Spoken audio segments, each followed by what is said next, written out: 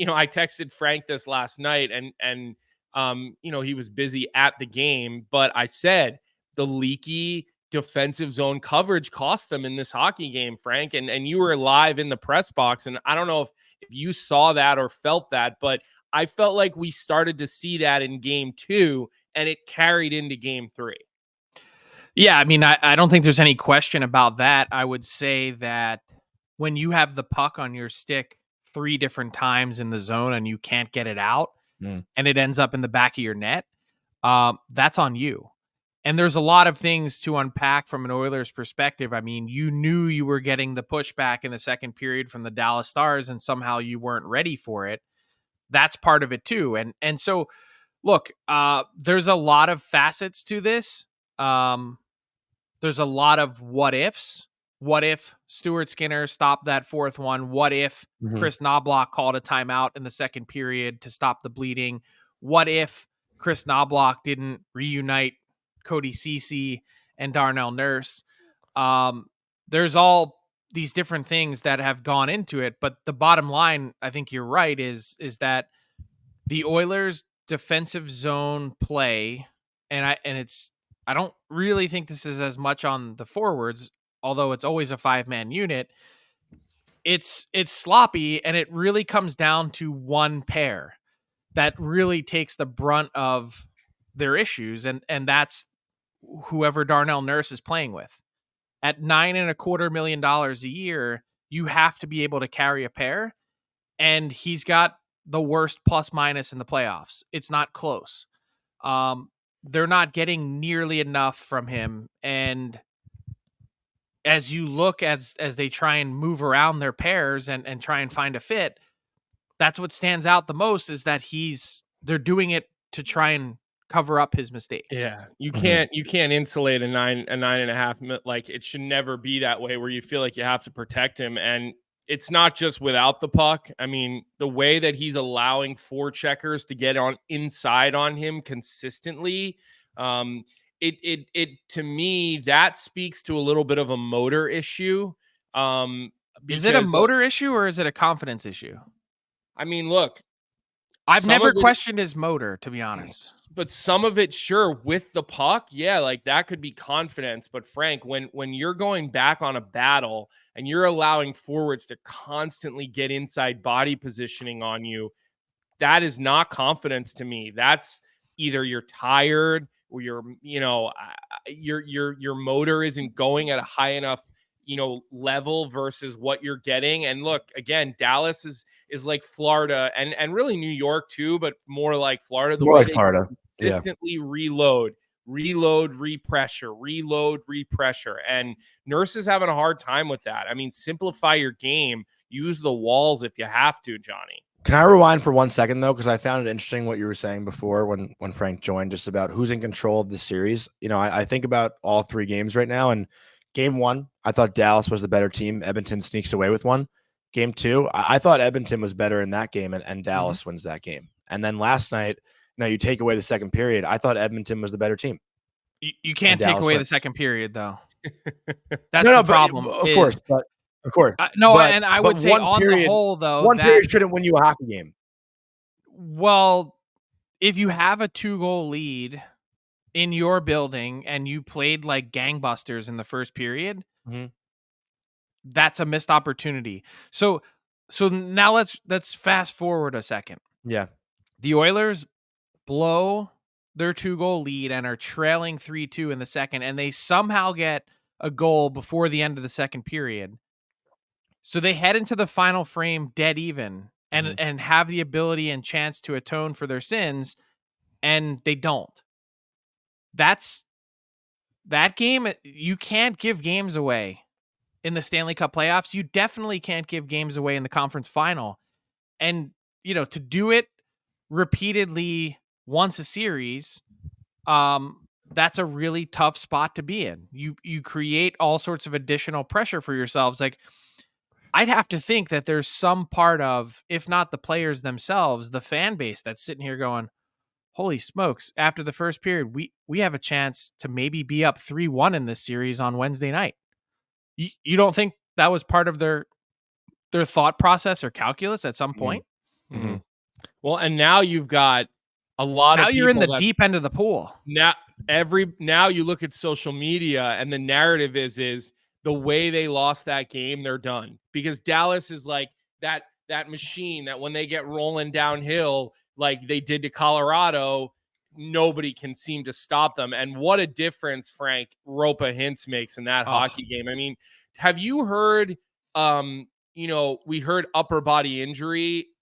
Did you hear anything further on that? Because he looked like he did not miss a beat. He looked fresh and he looked sharp after he missed that one opportunity in the first where the puck hopped over his stick with a good little play. Tyler Seguin made a play from below the goal line to him, and it jumped his stick, and he looked down at his stick like, is there a hole in my stick? After that, he's probably the best player on the ice for his team. He was awesome. So to answer your question about the injury, I think it was a wrist or a hand injury. He took a cross check or a slash right above the hands, and he had been out since that point. So look, for someone that misses that period of time, lucky for him, he said he was able to keep skating, and that makes a huge difference. But the speed that he brings, the comfort and familiarity that he has with Jason Robertson, it felt like he kind of unlocked Robertson again, and Robertson had, kind of been in his own scoring funk. And Pete DeBoer brought this up after the game. He's like, Rupe Hintz may not be Connor McDavid or Leon Draisaitl, but he is our team's, he mentioned Zibanejad or pick another player. And it's like, if you take that guy out of our lineup, well, all of a sudden there's a trickle down effect, not just in the lines. And you saw with, game 3, you're asking Matt Duchene to take a bit of a lesser role now. You kind of slide everyone back down into more natural spots. And the fact that they were able to dispatch the Colorado Avalanche and then now draw even on home ice to start this series without their number one center, I mean, it kind of speaks to not just the depth, but the way that everyone else on their team adjusted. Like, that's not an easy hole to fill. Yeah, and Rupe Hintz too is like, people forget. I know he didn't score last night, but he's a solidified 30 goal scorer. Rupa? I said Rupe. What? Said Rupa, which is great. Did you guys say it differently? I'm confused on exactly what the proper pronunciation is. Yeah, Rupe, just funny. Rupa, Rope. I mean, you hear different ones, but I've just never heard Rupa. That was it. I thought I said Rupe. We'll have to check the tape on that one. Listen, it's all good. Yeah, keep whatever. going. Move on. But Hintz, we'll call him, is a that's the safe. Like, if I were asking Hint? a question in the press conference last night, it would have been Hintz. Like, okay. I don't need to refer to him by a first name. All right, I'll go Hintz. But this is a solidified goal scorer, and even we talk about he got Selke love from me. Yeah. Like, this is a complete player. Butchie puts him number 1 on his Selke ballot 2 years in a row. He said, "Can I make my fucking point?" No. The point of him just being out there is another scoring threat, which could leave Robertson open. That's people forget about the presence of guys being on the ice and what it does to those around them. Like, that's such a minor thing that's so real. And why are you laughing at me, man? I'm laughing at the chat. Somebody said RuPaul. Let's lock it in here, guys. Let's lock it in. But you know what I'm saying? Like, Robertson, you want to call it a direct correlation or not? Like, whether Hintz, had so much to do on those goals, which he did, right? Like, he made some pretty decent plays to set up Robertson, but like, just him being on the ice, if you're an Edmonton Oilers defenseman or you're someone defending him, you have to be aware when that guy's out there. So it just opens up everyone else. Mm-hmm. Well, it's not just the presence when you assist on a couple goals. Yeah. And have, your line mate on his way to a hat trick. That's is way more than presence. You create a lot of space for other guys, just with how fast he moves. And he's one of the forwards in the NHL that puts defensemen back on their heels at all times, even defensemen who are good skaters. He makes you a little bit uncomfortable. You got to think a little bit twice about taking a little extra ice. He's just one of those guys that can accelerate at such a high level, and it really can change things. The last question I have for you on that game last night, Frank, because there are other things going on in the NHL that I think we both want to pick your brain really? about, is look, I've done games in Edmonton before, but never a playoff game. And, TNT does a nice job of showing more of the pregame festivity in the building than ESPN, because ESPN's usually taking it from another sport. Sometimes it gets late, whatever, where TNT does a whole pregame show lead in. So you just get to see more. And when the fans in Edmonton take the anthem, the back half of the anthem with the singer, and I'm sitting at home, and honestly, it just like gives you the chills. I mean, I think everybody knows I'm vocal about this. I love anthems in sports. I really do. I think it players love it. The chills you get, even if it's not your own anthem. The Canadian national anthem gives me chills as well.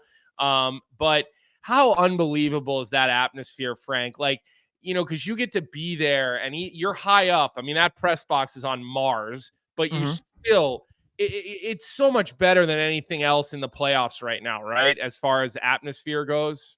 It is. I mean, look, it's next level. Like, this is, I say it all the time, Oiler games, regular season or playoffs, are an event.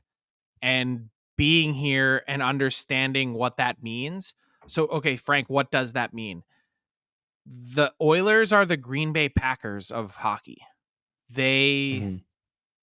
There's people that drive here to games from 12 hours away and don't stay in a hotel and drive the 12 hours back. Jeez. Like, on the routine, on the regular. This is a whole half of a province. That's their team. And outside the arena, there's two different viewing areas.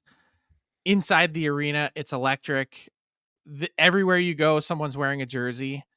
And it's all Oilers all the time.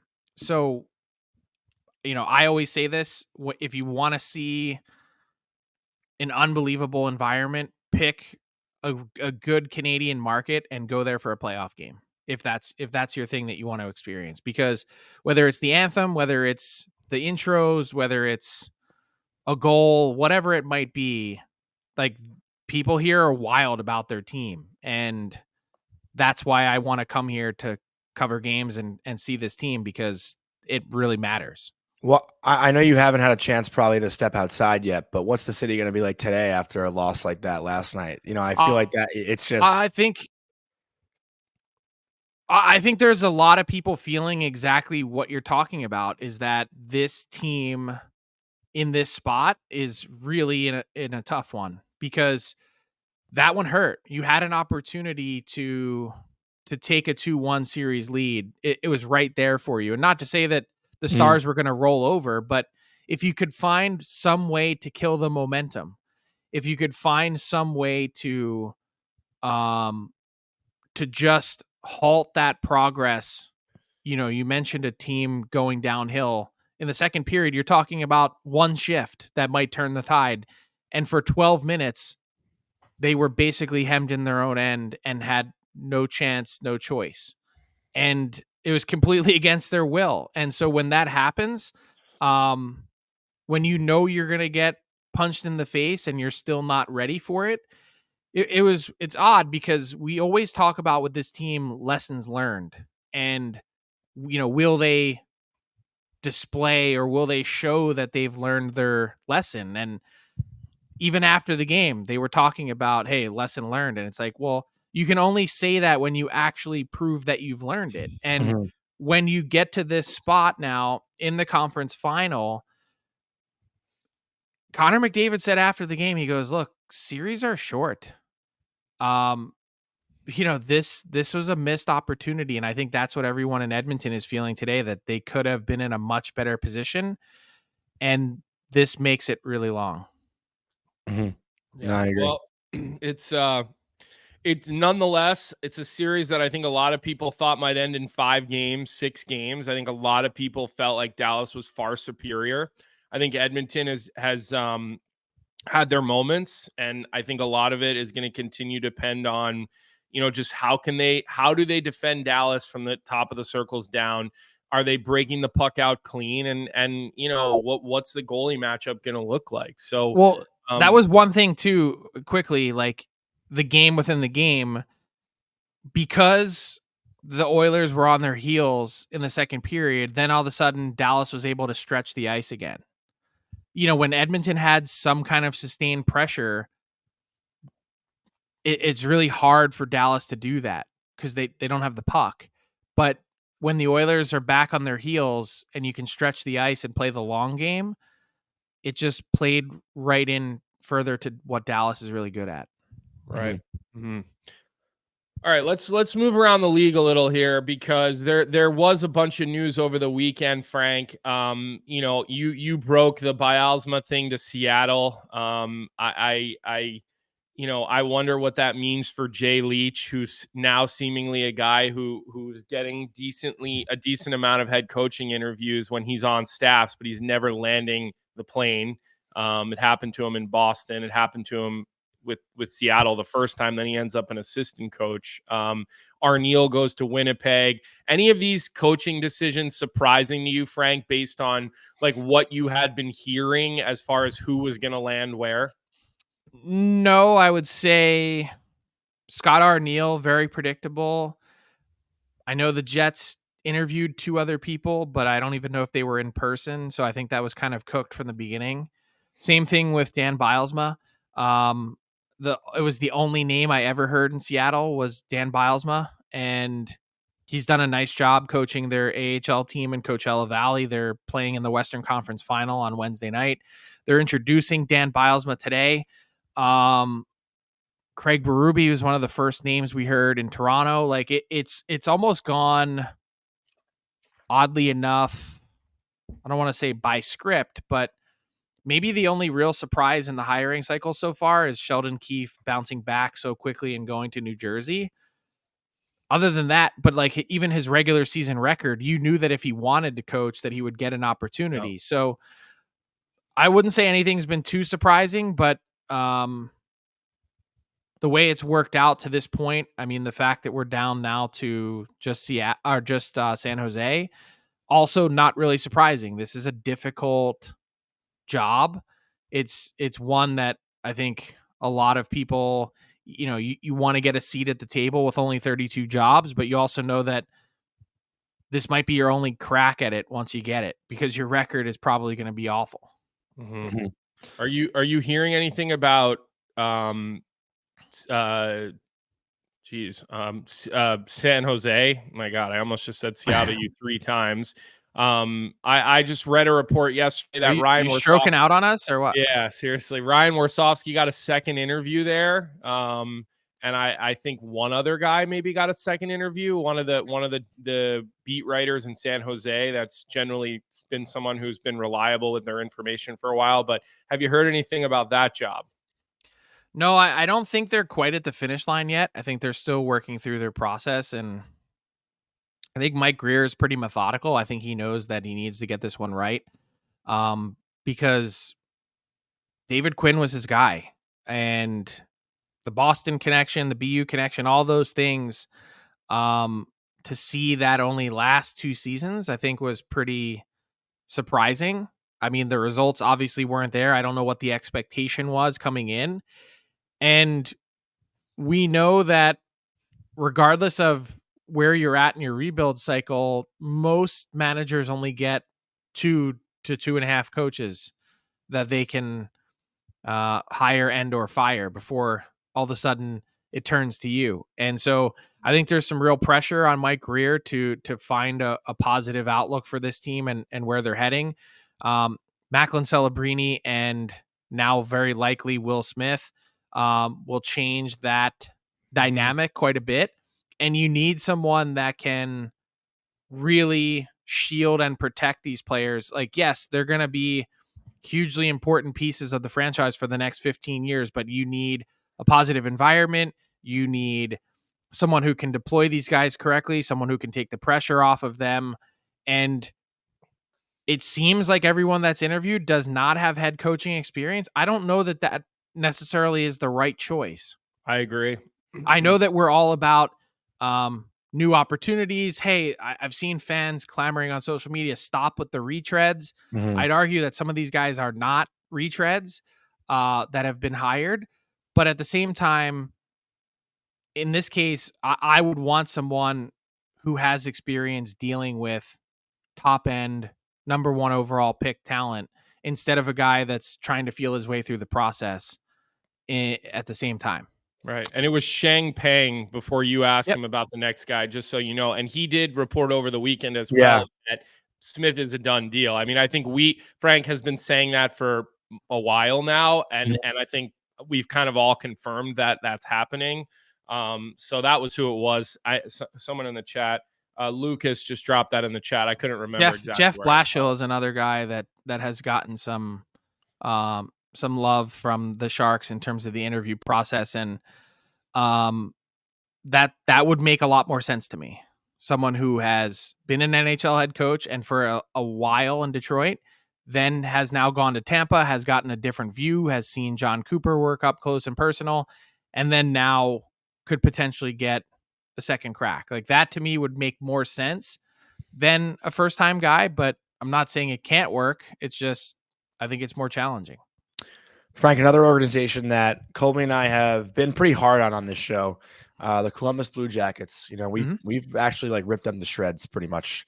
You know, during deservedly so. Yeah, during our few months here, but and I know it's unofficial still, right? Dom Waddell, the rumors of him going to be it's unofficially officially unofficial, if that makes sense. So what do you make of that? And do you think they're acting a little too fast? You know, Waddell resigned on Friday? Nope. From Carolina, and now, you know, all of a sudden he's up in Columbus. And we talk about Columbus being a city that I think like deserves more respect as a city of sports fandom, but doesn't necessarily get it from their hockey team. And rightfully so with the product they've had the last couple of years. But what do you think as far as Waddell going there, and if the fit will bring more respect to the Columbus Blue Jackets? Well, in terms of timing, no, they're not moving fast. In fact, they've moved insanely slow. This is a team that fired their manager in, I believe it was early February. So this search process has been ongoing for months. We've heard, at least as far as I can remember, pretty much 0 names. One or two. We actually have a lot of Columbus fans in our chat too, by the way. Oh, awesome. Yeah. Look, this has been slow moving in my opinion. Like we are now 4 weeks away from the draft. We are less than 5 weeks away from free agency. Like the time is now.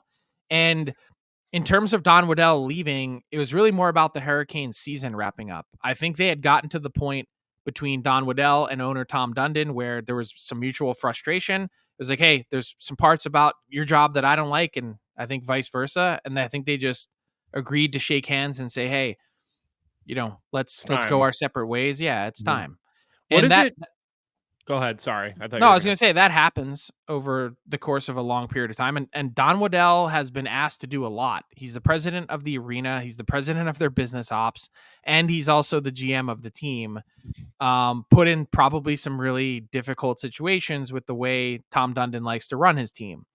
So that said, I think with his contract expiring, he had kind of been poking around the last number of weeks saying, you know, even while the Hurricanes were in the playoffs, just like, hey, you know, this might be something that's happening. And then as soon as they were knocked out, the Blue Jackets jumped on it. So the resignation comes after Don Waddell kind of locks up the next position. And as soon as we saw the actual formal resignation, there was a pretty good sense that this is well down the track. Mm-hmm. That said, I'm fascinated to see what he does with this Blue Jackets team. I think they're in a prime position to take off. I think they've got one of the best young prospect cores in the league. Just watch Denton Mateychuk in this Memorial Cup, and you know, you see the path with David Jiricek and Kent Johnson and all these other guys that they Tilly. Yeah, like Brindley. Yeah, they're gonna get someone good this year. they're gonna be in a great spot. So the key questions for Don Waddell are: 1, what are you doing with your coach? my opinion only, Pascal Vincent, it's time. Even one season, there needs to be a change. It's time. If you are 16 games into your NHL head coaching career and you're coming out and saying to the media that this is, quote, getting really old, you're missing the point. And the deployment of young players this season, long after this team's season was over in November. Not When you get to managed January and February and you are not playing your top young players, like, someone please help that make sense. Well, and there's enough good coaches out there, Frank, that I think Don Waddell is going to say, look, I've got McClellan, I've got Woodcroft. I mean, there's just a lot of good options out there. If you want to go younger, there's Jay Leach, whatever, but there's options, good options. So the other questions are, what is Don Waddell's title? Is he going to be president of hockey ops and GM, or is he just the president? What does that mean for John Davidson? Is he fulfilling this search and then moving on? Yeah. It seems like that might be the case, right? Well, maybe. I mean, I would think that that's part of it. And I think there's also been some health issues with John Davidson. He spent a large chunk of this past season away from the team in Florida after a pretty significant back surgery. I just think there's a lot of layers to where Columbus is going, and who else will Don Waddell use to fill out his front office? He's got an interesting support staff. Josh Flynn does a great job there. Rick Nash is someone that a lot of people view as an up-and-coming GM candidate at some point. Will Don Waddell use the next few years to mentor Rick Nash to then be the next guy? But what I'm most fascinated to see is Don Waddell take all of the things that he's learned and assembled in Carolina, and then to take that to Columbus, where he doesn't have to do any of those other responsibilities. You don't have to be president of the arena. Mike Priest is your president of business ops in Columbus and president of the team, who's actually helping lead the search. And that's how those two guys, as Don Waddell was president of the team in Carolina before he was GM, while Ron Francis was still there, that's how him and Mike Priest got to know each other. So there's, he's a sharp guy who's full of energy, that has had one of the most consistent teams in the league. Now, is that because of him? Is that because of Eric Tulsky and the work that his staff has done? Is it all those things? He's stepping into a great situation in Columbus, I think, with one of the most hands-off, well sort of funded owners that's put this team, like, we just said it's time for Columbus to actually be on the map in the NHL. And D. Ely in our chat, who's a big Canes fan, I believe, just asked too if Waddell brings Marty Necas with him. He might. By the way, the Don Waddell press conference, say hi to Marty's dad for me. Like, that was good. That's one of the clips of the year. Yeah. And that is classic Don Waddell. Well, and Rod was really funny about it. He said, there's only 5 happy parents on every team. The 5 guys on the first power play unit. It's really funny because I've seen this. Hockey parents are crazy. My dad. They're the same at the NHL level as they are at the squirt level. Like, everyone's it's not really all that different. And in fact, it gets worse at the top sometimes. The better the kid is, the crazier the dad is. And they're always around, especially come playoff time. Like, I see these parents all at every building. Yeah, they don't every miss. Game in every city. And it's awesome, but it's also kind of like a little scary. All right, Frank, leave us with this. Because we talked a lot about Columbus. What happens now in Carolina? Because the rumor is that Eric Tulsky takes over. Maybe Justin Williams assumes some sort of higher end position. We didn't even mention Chris Clark in Columbus, by the way, who's their assistant GM, former teammate of mine. I haven't reached out to him because it's probably not the best time for him right now, just with uncertainty. But similarly in Carolina, you've got this Eric Tulsky guy who, let's be honest, was like a fan blogger not that long ago. And then he started with the statistics and then, the advanced statistics. And then he became very well respected. And then he becomes, advisor, assistant GM. Now people are talking about him as a general manager. What are you hearing about that? Is he going to assume that role? Are they actually looking? Because they called him the interim when they made the announcement. So it's dangerous to assume that he actually will be the guy. And I've seen a lot of reporting. Oh, the expectation is, well, people said that and reported it before finding out facts. And look, is there a likelihood or a strong possibility that it is Eric Tulsky? Yes. But that's just people reading the tea leaves and trying to take one step too far. I'm told the Hurricanes are going to conduct a full external search. I'm told Tom Dundon has been asking around to agents, teams, other executives around the league. Hey, I'm looking for someone who can do this GM job. Give me a list. And so I think that's caught some people by surprise who thought that Tulsky was just the obvious heir apparent and choice. And personally, he is to me, because with all due respect to the work that, Don Waddell has been the face of it because he's had the title. Mm-hmm. But a lot of the work of the engine of that team was on the back of Eric Tulsky, Aaron Schwartz, Darren York, that whole group there that has done some really nice work. Like the Canes are second in the league in wins over the last 6 seasons. They're fifth in playoff wins despite having not won a single conference final game. It goes to show you the success that they've had, although not getting to the ultimate prize.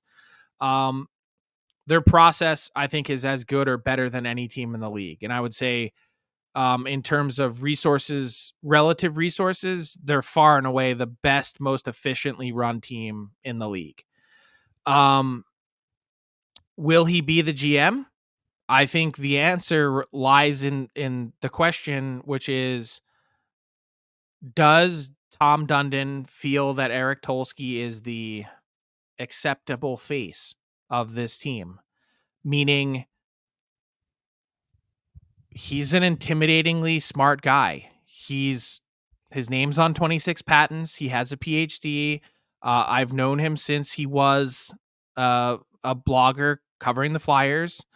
And he's someone that, he's so smart.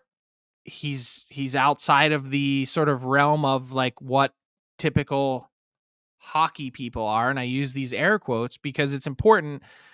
I think part of the notion is absolute bullshit. Eric Tulsky has worked in an NHL front office for 10 years now. Mm-hmm. How much more hockey guy do you want? He left his job in nanotechnology to work in hockey. So he's done it. He's lived it. I think he's a fine communicator and would do a great job. The question is, does Tom Dundon think that he can communicate with GMs and make deals? Does Tom Dundon think he can be the guy that's effectively messaging what the Carolina Hurricanes are looking for from a public perspective? Those are all real questions that Tom Dundon is asking himself right now. And I think on the flip side to that, the fear or concern is, you better make sure you get it right, because my guess would be that if Eric Tulsky doesn't get the job, that Eric Tulsky is going to be working somewhere else. What would be his incentive to stay? Mm-hmm. Yeah. Yeah. Yep. No, I think that's all makes a lot of sense. And I'll just note that, Kyle Davidson, the general manager of the Chicago Blackhawks, did not have a PhD in was not doing nanotechnology. He started as an intern in the American League for them, doing some video stuff, and rose to general manager in a very, very different situation. But sports are changing. Like, look at the NFL. Like, it's calculator guys that are running teams. And I'm not saying that to be demeaning. I'm just saying, like, the NFL has gotten away from former players that, smashed heads for 15 years. Yeah, there's 50-50 on that. It's but changing now. The guard is changing, no doubt. Well, because by and large, most NHL GMs don't have college degrees. And they played and they had successful long careers, and they're really smart hockey guys, and all that stuff makes sense. But I think teams are understanding the opportunity cost of, finding someone that has those extra credentials. Well, I think it's why every GM's best and closest confidant is their cap guy. I mean, Joe Sakic, You look around at some of these really well-respected figures that are general managers, and they all probably understand the CBA, but they all have a guy who knows it like it's their Bible and reads it every night and can breathe it. So we'll see what happens there. Look, it has not been a shortage of news around these playoffs other than the games and what has gone on. So there's still a number of openings. There's still a number of dominoes to fall. Like you said, if someone else gets hired, then Eric Tulsky becomes available. Maybe he ends up in Columbus. Like, who knows, right? And what happens to the Columbus guys? Their American League team with Vogelhuber and Mike Havlin. Those guys did a great job this year. But again, what happens now? Because we know all these hirings have a domino effect of other people moving around. So, Johnny, I don't know if you want to ask Frank anything else. I figure we kept him here for 45 minutes. We should let him roll. But no, I'm all set. We appreciate your time here. We know you're going to stick around in Edmonton here for Game 4. Enjoy. I know you probably have 150 shows to do today in Edmonton. Say hi to our guy Bob Stauffer for us, and we'll see you next week, Frank. Sounds good. See you guys. Have a good week. What's up, hockey fans? If you enjoyed that video, then you need to be hitting the subscribe button right here at Daily Faceoff. Exclusive interviews and analysis from our hockey insider Frank Seravalli, fantasy updates from Brock Sagan, and a daily live show at noon Eastern Monday through Friday. You don't want to miss any of the fantastic content, so hit that subscribe button.